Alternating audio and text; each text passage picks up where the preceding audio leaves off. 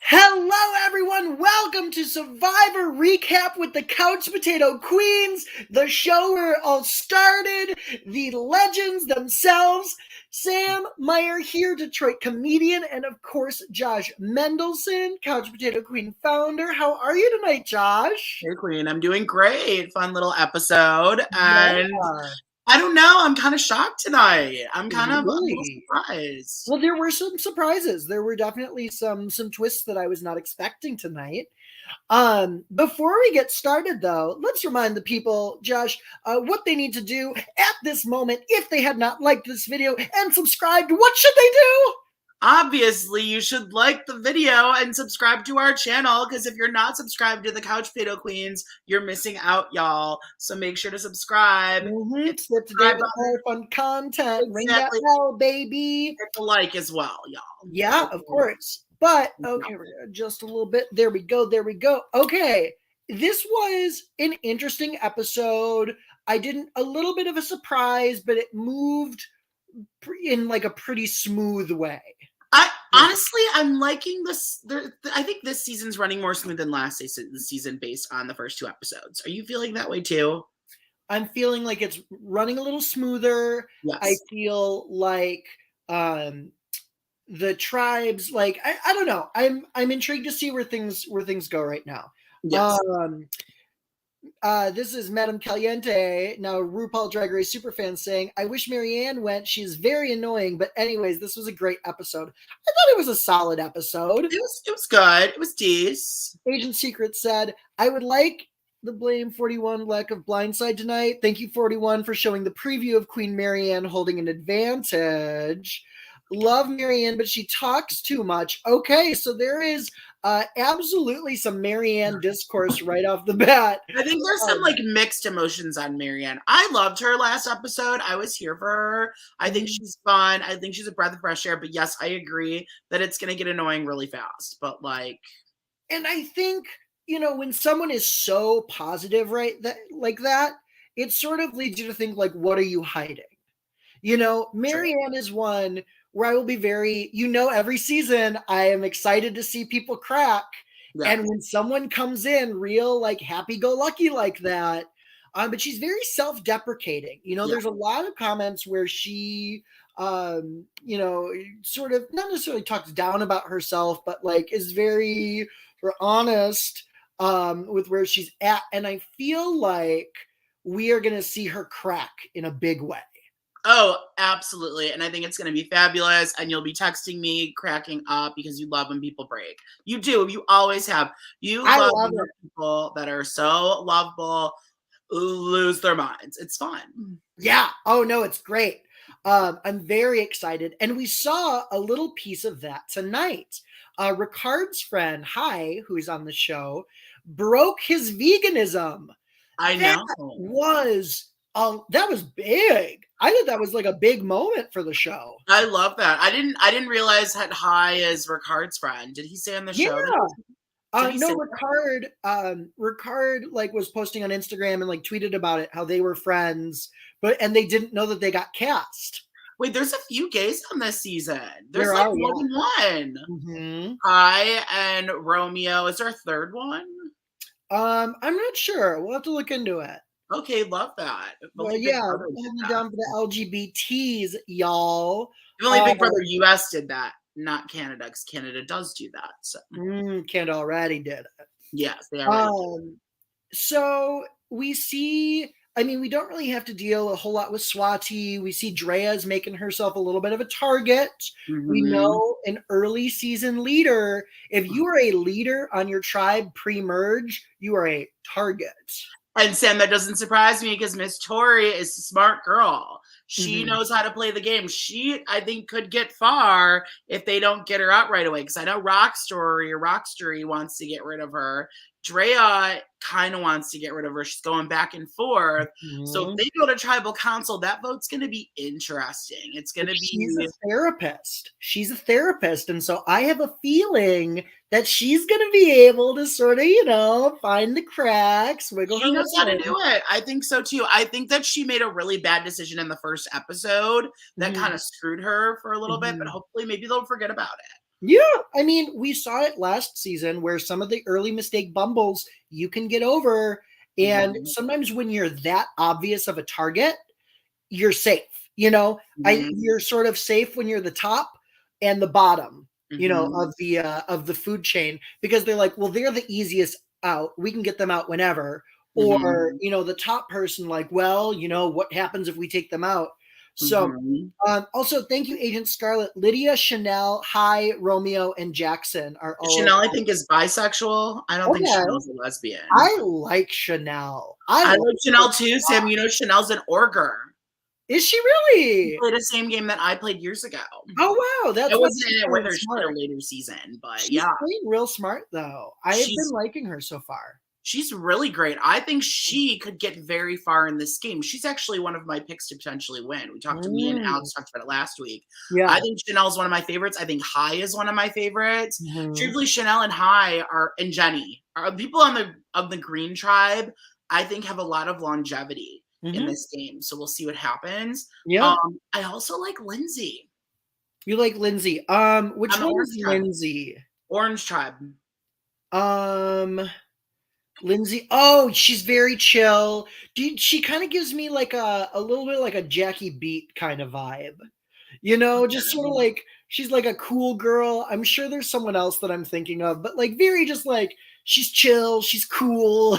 She's just very, very that. I think she's smart. When they went to the tribe that went to tribal this episode, she kept her name off of it because she's bonded with Jonathan, the big buff hot guy. Mhm. Well, With that and speaking of Jonathan, can we talk about how cute his little bromance is with Omar? oh, I love I that. love them together, I and love I them did. together too. I saw Jonathan, and I was like, "There's no way I'm going to be rooting for the white dude with dreads," and yet here I am. He seems like a good guy, and yes, I think he's hot, but Yeah, like, those arms. Are you kidding me? but they don't put like that hot of guys on Survivor US anymore. They put them all in Australia. I don't know if you watch Survivor Australia version. The men that they put on that show are the hottest people I've ever seen in my I entire think life. it's just Like because Australians are hot. they're doing us dirty by not putting these men on the US version. Yeah. But unfortunately, the Screamo voice did not carry over into puzzle skill, which we will get into in a little bit. I want to talk about, though, this comedy of errors of Mike finding the immunity idol, immediately telling Jenny and Daniel, and then losing it, and then losing the idol, and then we see in the preview that he loses it again, or someone steals it, which low key, I think that Chanel steals it. I could totally see it Mhm. happening. And Daniel will just be like, I see Daniel and I can see it. Chanel as very Ricard Mark, and Sean. Shan. Shan. Okay, we Shan. got another Shan and Chanel. We're here for it. Mm-hmm. I can see that. I like Jenny though. That's the problem. I really like Jenny. Um, Josh, did you see Fa La La Lunatic got dropped from the CBS? Oh, Christmas got dropped. Wait, Really? she got dropped so she didn't get cast. Love that. Here for it. Maybe Mike. I'll talk about it tomorrow, y'all, because me and Justin are gonna be from now on every Thursday night. We're covering Big Brother Canada eviction nights after the episode. So Mhm. make sure to check us out tomorrow. It'll be fun. So I'll talk more. Now, Maybe I'll talk about Bella Lunatic tomorrow. Dawn is saying Mike is doomed. Do you think? I don't know that Mike is doomed. I'm thinking back to who was the dude that played with Boston Rob. He's like, he had the gorilla on the one arm and the lion on the other arm. He was and he like Tattoos. would tell people that he was a CIA agent from Oh, Philip. Philip.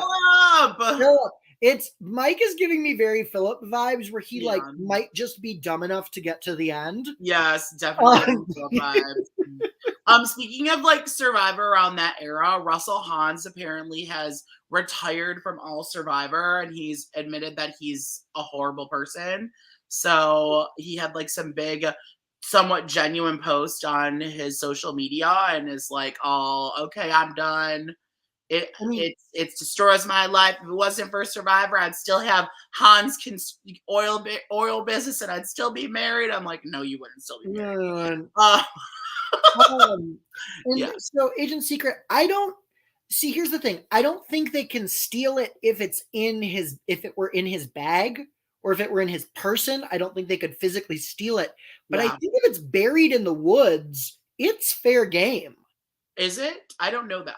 But why? Like, it's not like production's putting a marker on it that's saying like so and so owns this. That's true. It's like it's not in his stuff. If anyone were to like randomly find it, they wouldn't know that someone else had hidden it. Like, that is true. To me, it seems that if it's buried in the woods, it's fair game. It's anyone's idol, and you're just trusting the people who know where it's buried not to dig it up. That makes sense. I could see it. That's what I would say. I could see it. Sam, did you hear about this thing? Because this is Survivor related, that they're doing a challenge CBS with all Survivor Big Brother players. Thank you, Natalie. Yeah. Wait, so what's going on? There's going to be a challenge, like the challenge on MTV. They're doing a challenge, but a CBS version, because Paramount Plus is with CBS. Mm-hmm. And it's going to be people from Survivor, Big Brother, Amazing Race, and Love Island. Ooh, that could be fun. Yeah, it's going to be cute. The 20s have a double chance of getting in. No, the 20s aren't on it. They already released the cast. Oh, they did. Okay, well, I'm excited to look at the cast. Who's on the cast from Survivor? It is Tyson. You know how much I love Tyson. I know you do, but you don't love Sarah, and she's on it too. Oh my God, Sarah, horse girl Sarah. Does not look like a horse. No, she just like has like horse girl energy. She's a winner. Okay, you know what a horse girl is. There was a girl Danielle, and they said that she looks like a horse, but not Sarah. It's a girl who looks like a horse. Like, it's a girl who loves horses. I think. Wait, there's someone on it. There's more people from Survivor on it. I just can't think of it. If anyone that's watching right now wants to post who from Survivor's on it, so I can tell Sam, please post in the things. Thank you. Wait, there's in the 20 Amazing Race is legit. Here, there's 3 out of 28 people. Yeah, it's only 3 version. Gotcha. Anyway, getting back to this episode, Mike loses the immunity idol, finds it, loses it, is telling everyone, has absolutely, Shan is apparently going to be on it. And Atharella, thank you! I felt like I was losing my mind. Horse girls are crazy. Someone should do a study on that. You don't know what a horse girl is. A girl that looks like a horse? No, it's a girl who loves horses, but they're like often very strange people. Oh, okay, like a literal horse girl. Like okay, that makes sense. I was lost. Like the girl that I went to high school with who would read books about how to telepathically communicate with her horse. And she would just like only talk about her horse. That's doodle do. It smelled like a horse. And thank you, Agent Secret. Okay, we have Tasha from Cagayan. Okay. Shan, Sarah, Tyson, and then Danny, who was on 41. The guy, he was a former athlete. Okay. We like Danny, right? Yeah, we like Danny. He was cool. Oh, on 41. Yeah. We love the only Danny. one we don't like is Sarah, but she's not that bad. The one people I did not like are Big Brother people, and Christmas isn't on it, so I'm cool. So yes, if Mike does get his immunity idol stolen, I wonder how the rules take effect. I wonder if Mike still has the penalty until it gets found, or if the new owner gets the penalty. It's a really good question. I'm really intrigued to see how this plays out. I think it's going to complicate it a little bit. Well, we'll see what happens. Maybe they won't. I don't know. I'm excited.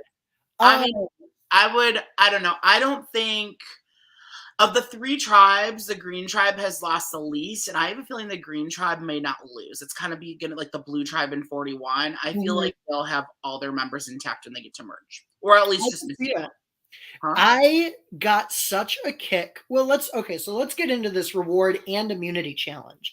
So it is a blindfold scavenger hunt, which has been real popular in recent years, where the team members are tied together, blindfolded, and then have a designated caller from their team sending them out to retrieve them. The first and second place both get fishing kits based on where they rank. Yes. And then the loser in this new 41-42 twist has to not only send someone home at tribal council, they have to sacrifice their flint. Now Agent Secret, this is someone I want to talk about. Lydia slayed this episode without getting a confessional. I just had to look her up because I forgot who it was. When Lydia screamed, because she was the caller for Vati. And when she screamed, "Both of y'all bitches, come here!" I was like, who is this woman? She's definitely your vibe. She is like, I don't know anything about her personality because we didn't get a single confessional. I was in that moment. I have never seen someone on Survivor scream at their team like, "You bitches, get over here!" It's obvious that if they have to go to tribal council, Lydia's going to be the first one out, in my opinion. I don't know, though, because there's something about her that's like crazy enough to hold on. It could be, it was, but like, I also noticed that more people are starting to say the word bitch because it gets through the filter. And it's You're like, right, it does get through. Yes, I love that. You're right. Lydia is a Gen Z like us. We're so cool. Oh, we're Josh is not Gen Z, but thank you for saying that, Agent. You're not Gen Z either, Sam. I'm not Gen Z either. We're both millennials here, y'all. We're old. I'm not no Gen Z, but thank you for the compliment thinking I'm young, but that's an insult. Sorry. Imagine Lydia and Marianne on the same tribe. That it would be peak television. I don't know anything about Lydia's personality, and I am so excited to see it happen because I have a feeling she's going to rub everyone the wrong way, and I'm like, it could be camp. Like, it could be fun. Marianne, though, I don't know if she's going to go, like, if she's going to make it far, if people are going to drag her through the game, if she's going to go early. I think she would have gone tonight if she was going to go early. I think Marianne's going to be here for a while. But I think if Taku, if Taku goes to tribal again, Marianne will go. Yes, 100%. There's no way you're splitting up Omar and Jonathan. Yeah. And Lindsay is their favorite out of those two. That's very true. You know, like, really, that's how it's stacked right now. Unless Marianne and Lindsay come together. Well, I mean, they might have to, depending on when we get a tribe swap. You know, we're 3 people down now, so. Well, last season, did we not get a tribe swap? Oh, we didn't, did we? I think we went straight to a merge. I think so. No, we did, because I don't think there was a tribe swap. Didn't Ricard and Shan end up on the same tribe when they swapped? No, they ended up in the merge together, and they were the only two from their original tribe. That's right. I'm pretty sure. I need to look this up. I need to distract our audience for like 1 second. Hello, audience. It's me, Lydia's fan club. Also, though, in this challenge, I low-key loved when Jonathan switched to a screamo voice. And like, I was like this. I was like, you can scream at me like that. Seriously, I am like, it was a real tip flapper. Okay, there wasn't a tribe swap. No, there wasn't. Okay. There wasn't.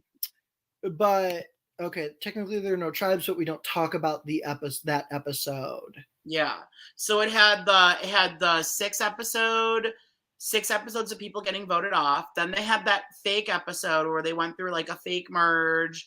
And then like Erica was like, okay, we're gonna flip it, and like the people that were safe are now vulnerable. Remember that thing? Yeah, and then they had like a mini tribal. There was not a tribe swap. Yeah. Maybe that will change this season. Maybe they'll do it a little different. Yeah, they did say they might tweak a couple things. So I'm interested to see if they do that. I think they should do a tribe swap. I don't think it's fair to keep a tribe together the whole pre-phase. Yeah, I mean, but that also kind of you sort of see how production will stack things to make sure that certain people they want to keep around stay around. They're still building their stories, you know, whether they swap the tribes or not. But the Jonathan Screamo voice was very funny to me because Taku was in the lead for that entire challenge. That was like, it was not a bad idea to have Jonathan leading because his voice was a lot more audible not only over the girls, but sort of in terms of pitch, you know, it's like it stood out to make it easier to hear him. Yeah. But the boy is bad at puzzles. Oh, I think he's it horrible. became very clear. You should not be doing puzzles. He had a whole like lead. Taku was in the lead. I know. It just goes to show you the puzzles where the makes or breaks the challenge. It does not matter what the challenge is. It could be like rolling 1,000-pound logs, and your team could be like 6 anorexic teenagers versus like 6 muscle men, and you could still win the challenge because of the puzzle. Mm-hmm. It's true. You know? If it's a swap, I want a schoolyard pick. Randomized is too random for me. Too many swap screws. I agree. I would love to see a schoolyard pick at some point for like a merge or a swap or something like that. Agreed. Queen Lydia got 2 bags in the first 30 seconds, and then we went on an adventure of Chanel and Jenny exploring the spool. Not entirely wrong there. I kind of want to see the green tribe lose though, because I don't want Blue to go, because I feel like Tori's gonna go, and I'm kind of rooting for Tori right now. I didn't think I would be, but I kind of think Tori's playing a good game, and I think Tori might go. I would like Hai to stick around. I think Hai is safe, but you know, Hai is very safe in this game. Yeah. Yeah. I think that Matt guy is not that safe though. You think with Matt? Yeah, I don't think Matt's that Which safe. one is Matt? Which one are you talking about? Is his name Matt? I don't know his name. Which one? Explain him. This is forever. I don't know. The one on Green Tribe. Is it Matt? Is it? I don't know. Hold on. He didn't get much screen time, and I'm not familiar enough with him. Now, Jenny, Lydia, Daniel. No, it's Dan, not Matt. I'm sorry. Are you thinking Mike or Daniel? No, Mike is the former firefighter. Daniel's the one. Dan, the one that had leukemia. Oh, I don't remember who that was. Is that his name? Yeah, Daniel or Matt? Yeah, Daniel, the one who like had leukemia. Yeah. Yeah, that's Daniel. Yeah. Daniel is in the lion's den. I don't think so, though. I think he's real tight with Chanel. I think he is tight with Chanel. I don't know. I kind of want him to go. He and Chanel have like a tight little link, though. I think they are going to be the duo to watch out for.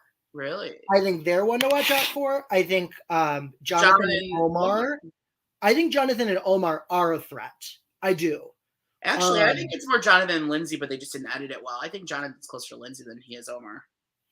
No, I don't think so. Because Omar, I mean, it seemed that Omar is more of a strategist than Lindsay.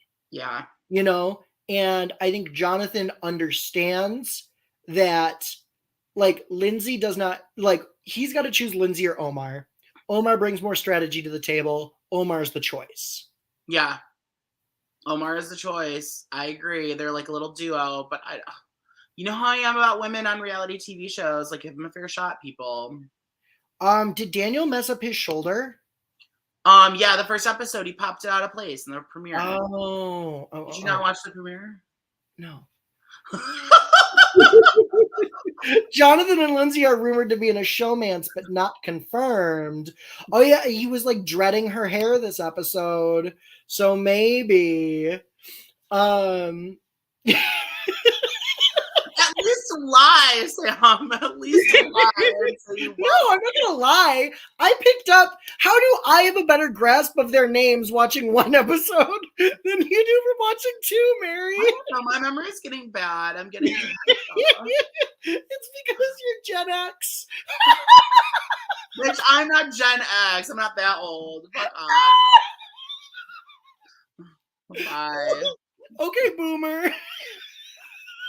Are you calling me a boomer? You're only like 5 years younger than me. Get your life. And yet somehow 4 generations. How was the Great War, Papa?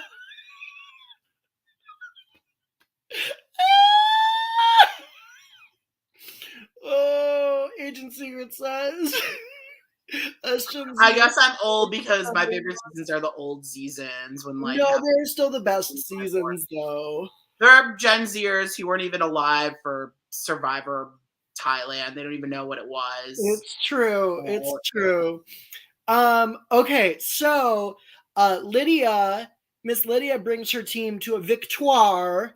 And then we had Swati and Taku facing off head to head. It was close. They were both down to one piece.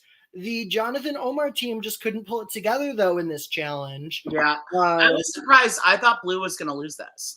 I did as well. I thought Orange wasn't going to go for a while again. I really thought, or wasn't going to go. I thought it would be Blue. So they had that lead. Maureen wants Marianne to find a boyfriend. I want Marianne to find a boyfriend too. I think she's darling. She's annoying, but she's darling, and I think there's someone out there for her. I think there's someone out there for her too. Who do you? Is there anyone on this season you think for her? No, I don't think so either. I don't. No, I can see her though, maybe developing a crush on Jonathan or Daniel. No.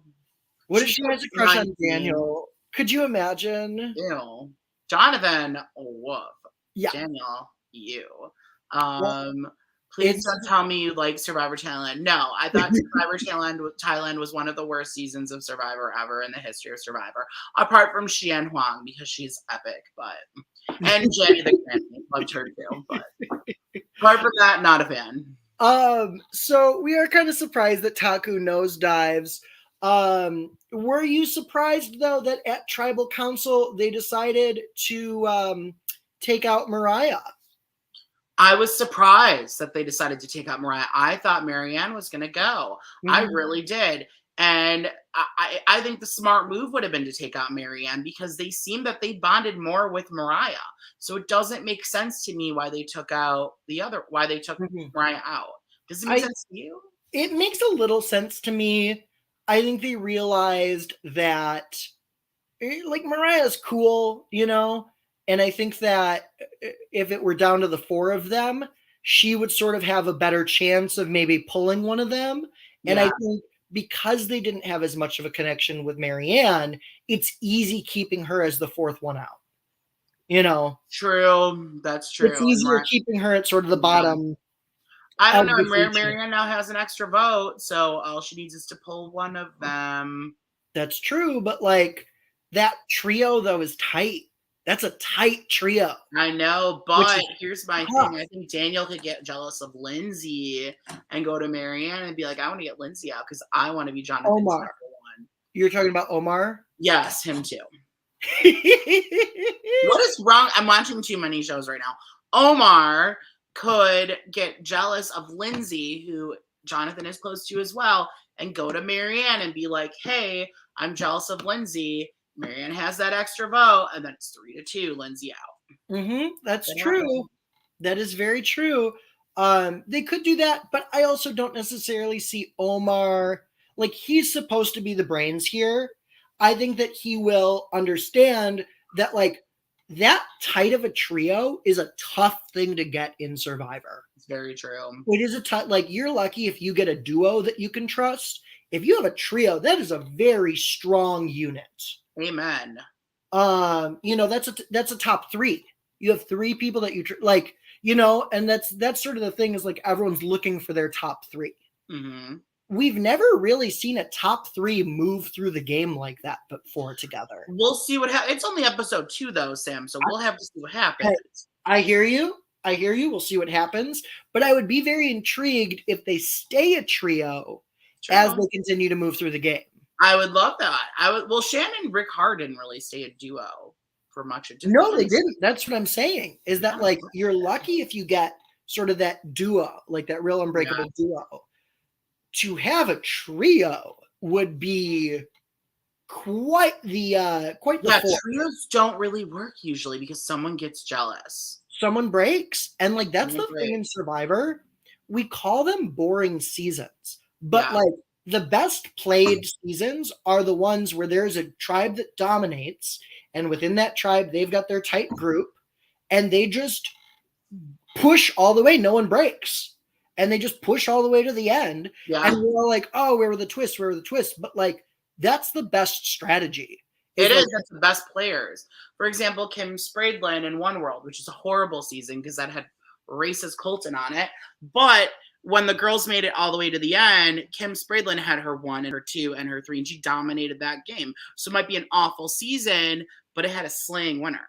Mm-hmm. Yeah, no, she dominated throughout the entire game. There was no stumble. They always knew what they were going to do next. Exactly. It's predictable, but it's smart. I would love to be on a predictable season where I'm in the majority. You're in the majority, yeah. Send me that jury check. Then it just gets messy at the end unless you are in the majority alliance. Right. So Mariah plays a shot in the dark. She's not safe. We still haven't seen one of those work.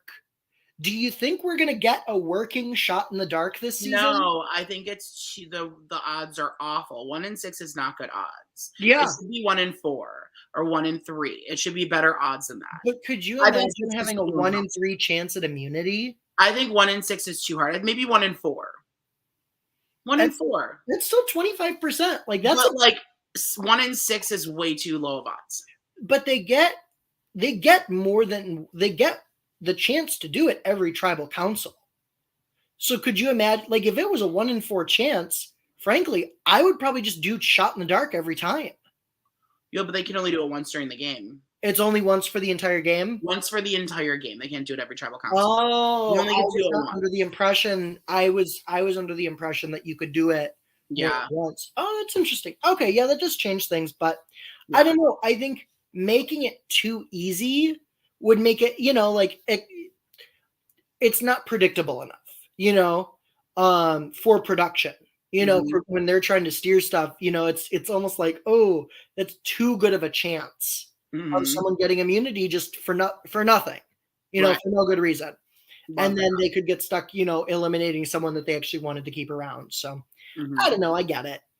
Sam, I'm so mad you didn't watch the premiere. You would have loved it. There was a male transgender guy. His name is Patrick. I think it's Patrick. What's his name? Oh, did he get eliminated right away? Yeah, he got wow, am I screwing up their names? Jackson is his name. Okay. Jackson, and he got taken out the first episode. He was the first boot. You would have loved him though. He's great. Oh, I'm sad. Oh well. So are you ready to talk about some superlatives for the episode? Let's do it.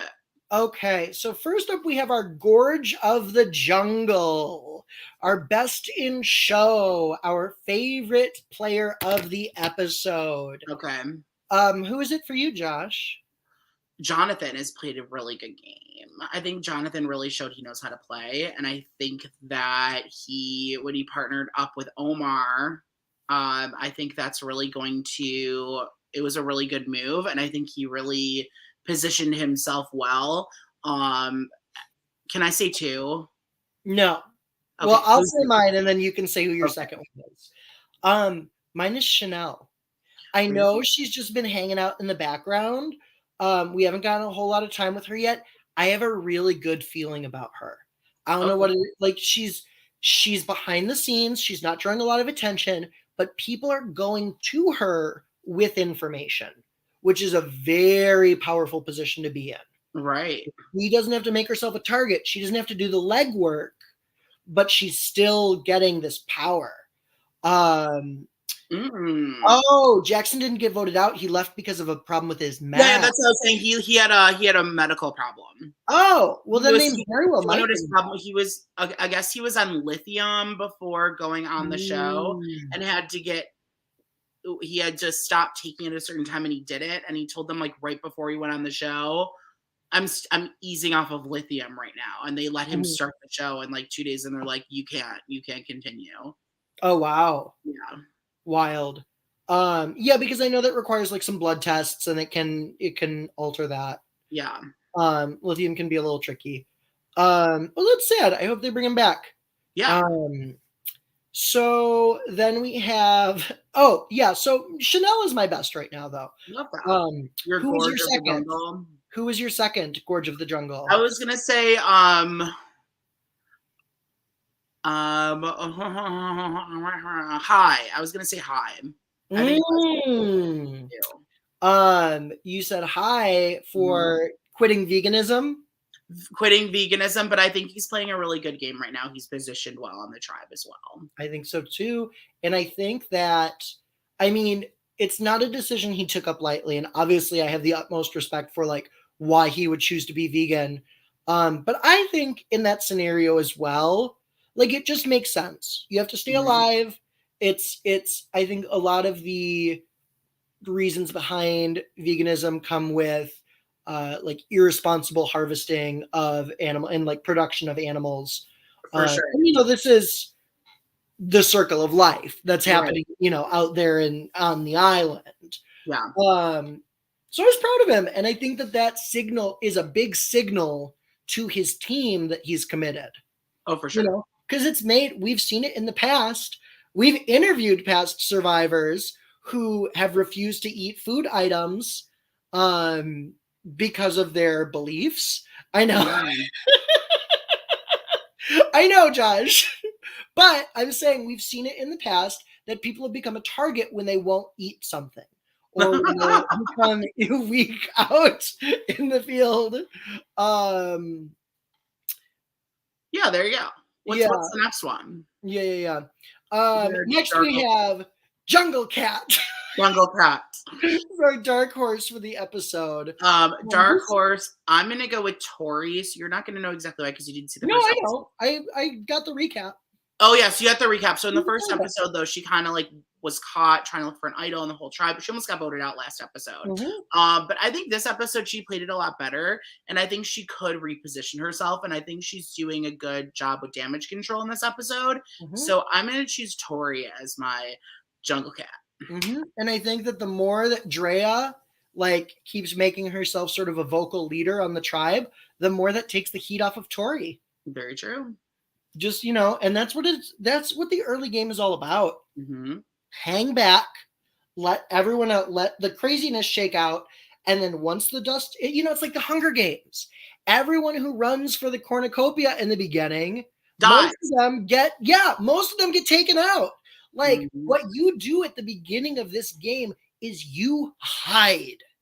You know, you start to emerge mid-game and, you know, have a strategy. And then the end game is where you get brutal, you know. But if you shoot your load at the beginning of the game, you're done. Yeah. Here's your money. Go home. Yeah, we don't want a 1 minute man. No, baby. Jungle Cat for me this episode was probably Lydia. I was not expecting that personality. Josh, when I say that I was so taken aback by her being like, you bitches get over here. I was just not expecting to see that on my screen tonight. And I was like fully gagged. I don't know. Who surprised you? I'm here for. No, I told you who surprised me. It was Tori. Tori surprised me. I'm trying to think of anyone else. Yeah, that's really it. Those were the big surprises. Yeah. And then like Omar and Jonathan's like unlikely animal friendship. Love that. And then okay, who was our Hot Mess Express for the episode? I don't know. That would go to Lydia during the Oh no, I know right off the bat. I'm like, Marianne girl. I think Marianne is who we can all agree on. Too much emotions on television. It's way too much. She had a crush on what's his name? Zach. He was. What is going on with me? I can't even remember the people on Superlatives. I'm having a problem, y'all. Don't judge me this week. I'm tired. She was in love with Zach. She said that like he's gonna be your husband. Then she's like crying over. When Jackson left the game, like was evacuated, she started hysterical crying in the first episode. She's a mess. She has too many emotions for this game. The only game she's meant for is maybe Wheel of Motherfucking Fortune. Okay, that's what she should be on. Not this. Not today. I know. I'm here for it, but like she should not be on. So whoever decided that girl should pass a psych test. Oh no, I mean like she is exactly the kind of person that I want to see on Survivor. I absolutely want her on Survivor. No, I absolutely do not. The look on Prope's face trying to listen to Miss Marianne was hysterical. Oh yeah, his like Tell me more. But she's great TV. Like, she's a little kookadoodle-doo. You know, it's we're here for the mess. Like, Kookadoodle Gen Z. She's like the crazy. She's the Gen Z Kookadoodle too. And we're here for it. Oh, Josh, any final thoughts on this episode? I thought it was good. I like this season so far. I'm here for it. You know, living it up. Great. Okay, well, now we've come to the point of the show where it's time for us to plug ourselves. What are we doing first? We'll start with you, Sam. You can follow me on Facebook, Twitter, and Instagram at Sam Meier Comedy. That's MEIER. And you can follow me on Twitter and Instagram at Mendels8. That's Mendels8. And you can follow our channel, Couch Potato Queens, on Twitter at Couch Potato Queens. It's QWNZ. On Instagram at Couch Potato Queens. Spell it out the actual way. And subscribe to our channel, the Couch Potato Queens, on YouTube. We are always here to chat. We're chatting about a lot of things. We had Bachelorette was today. Hey Batch with Ken and Alex. They usually do that on Tuesdays. I'm gonna sneeze. All right. We're also doing the Drag Race podcast on Fridays after the show, 10 p.m. See you there. Yep, with Sam and Alec do that. And then on Thursdays at 9 p.m., myself and Justin will be hosting Big Brother Canada eviction shows right after the episode. So we are going to be starting to do that tomorrow. I'm also going live with Sarah at Nerdtainment tomorrow at 9:45. So I have a busy night tomorrow night. Wow. So I will be on with Sarah, and I'm going to be hosting my show at 9. So 9 and 9:45. It's going to be fun, y'all. So come on, say hello to me and Justin. We will talk all Big Brother Canada eviction. We got a lot of content for y'all. We're filling your schedules. And remember, until next week, to outwit, outlast, and outgay on that island, bitch. Because it gets past the filter, baby. See y'all next week. Bye.